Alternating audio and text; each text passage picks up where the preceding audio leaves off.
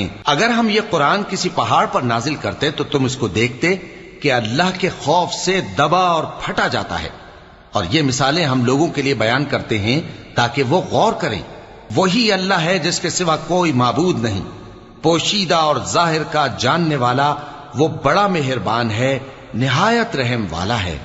وہی اللہ ہے جس کے سوا کوئی عبادت کے لائق نہیں، بادشاہ حقیقی، ہر عیب سے پاک، سلامتی دینے والا، امن دینے والا، نگہبان، غالب، زبردست، بڑائی والا۔ اللہ مشرکوں کے شرک سے پاک ہے۔ وہی اللہ تمام مخلوقات کا خالق، ایجاد و اختراع کرنے والا، صورتیں بنانے والا، اس کے سب اچھے سے اچھے نام ہیں۔ جتنی چیزیں آسمانوں اور زمین میں ہیں سب اس کی تسبیح کرتی رہتی ہیں، اور وہ غالب ہے، حکمت والا ہے۔